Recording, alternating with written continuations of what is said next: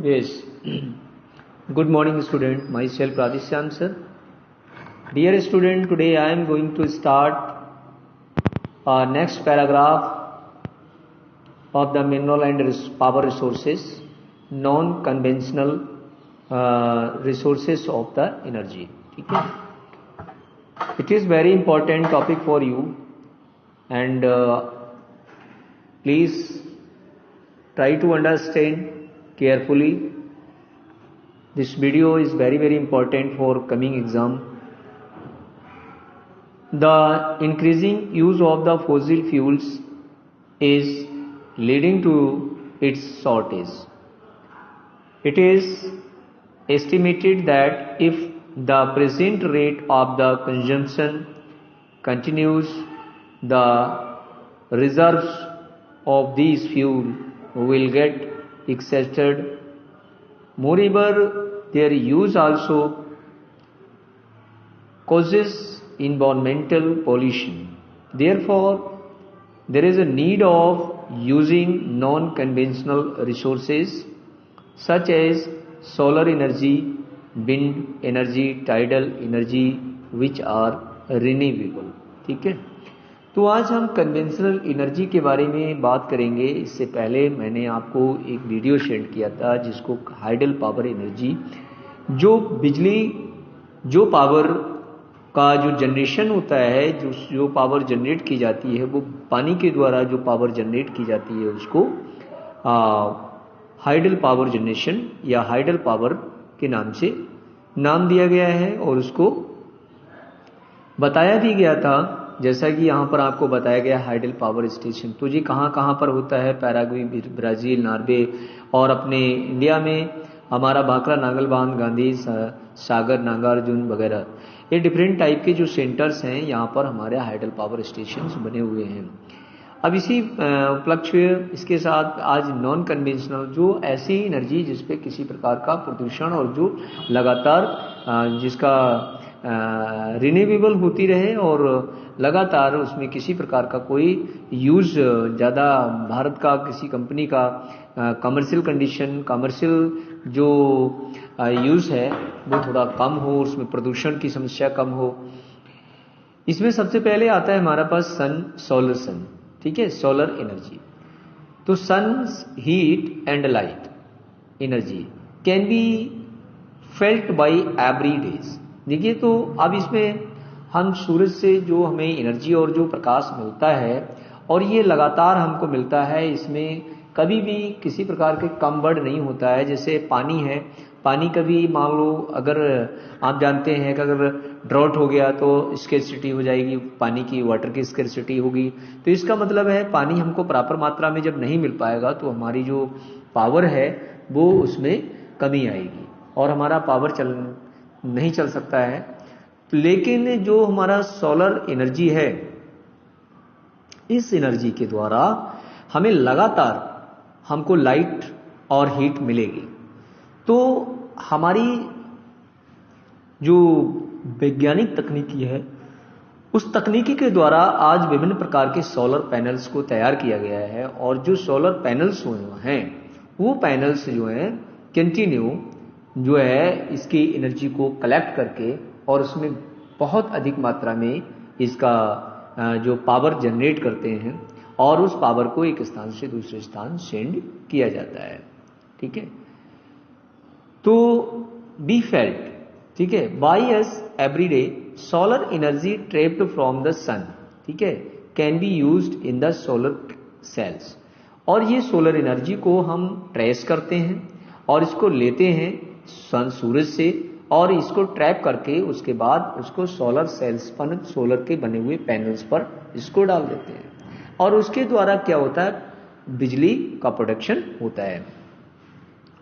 Many of these cells are joined into the solar panels. और ये छोटे छोटे सेल्स जो हैं वो एक बड़े से पैनल एक दूसरे के साथ जोड़कर एक बहुत बड़ा एक पैनल तैयार किया जाता है और वो पैनल जो है बहुत बड़ा जो है जनरेट करता है. जैसा कि आप इस बहुत बड़ी ये देख रहे हैं आप, जो सोलर पैनल बना हुआ है और ये सोलर पैनल जो है भारी मात्रा में बिजली का उत्पादन करता है इसको सोलर एनर्जी, यानी वो एनर्जी जो सूरज के प्रकाश से जनरेट की जाने वाली जो एक पावर होती है उस पावर को सोलर एनर्जी कहा जाता है। Next, power for heating and light purpose. तो जो पावर है यानी जो बिजली है उसको गर्मी प्रदान करने के लिए तथा प्रकाश के लिए यूज किया जाता है। धीरे धीरे ये जो पावर केवल और केवल गर्मी और लाइट का प्रयोग किया जाता है। The technology of the utilising solar energy benefits lot of tropical countries that are blessed with the abundant sunshines. जो हमारे कुछ ट्रॉपिकल कंट्रीज हैं, जो हमारे पोलर रीजन्स उनको छोड़कर जो हमारे टॉरिड जोन्स हैं, which countries locate near the equator, these types of countries have continue the huge sunlight they get and they produce the lot of energy by the help of the solar panels. Solar energy is also used to solar heaters. Solar energy का प्रयोग solar heater के लिए भी किया जाता है, इसके साथ साथ solar cookers, solar dryers and besides being used to community lighting and traffic lights. जो आज सोलर पैनल का जो यूज किया जा रहा है वो मोस्टली हमारे कम्युनिटी मतलब ग्रामीण क्षेत्रों में जाकर जगह जगह पर गाँव में जो ग्रामीण क्षेत्र हैं जहाँ पर लाइट की इतनी सुविधा नहीं है, कंटिन्यू लाइट नहीं रह सकती है, वहाँ पर इन सोलर पैनल के बैटरियों को लगाकर सोलर पैनल लगाए गए हैं जो ऑटोमेटिकली ये रात को अपने आप ये जो है ऑन ऑफ होते रहते हैं और ये हमें कम्युनिटी लाइट भी प्रदान करते हैं। दूसरे, सोलर एनर्जी का यूज मोस्टली क्रॉसिंग पर और ट्रैफिक सिग्नल्स पे इसका यूज किया गया है क्योंकि वहां पर कंटिन्यू लाइट ना होने के कारण वो सोलर पैनल्स जो हैं लगातार 24 घंटे एनर्जी अपडेट करते हैं। सेकेंड पार्ट आता है हमारा wind energy. Wind is the exhaustible source of the energy. Wind mills have been used for grinding grain and lifting water since time immemorial. In the modern time windmills, the high speed winds rotate the windmill which is the connected to generator to produce the electricity.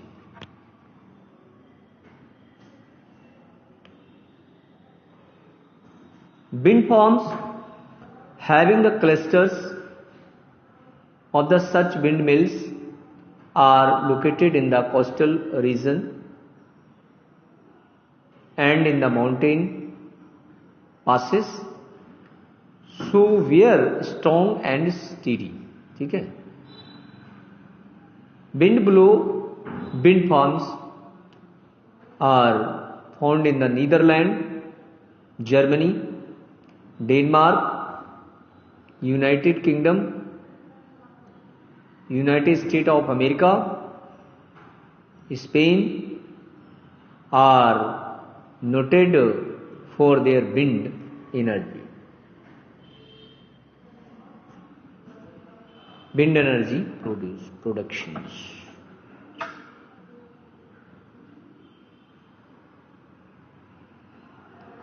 Wind is an inexhaustible source of energy.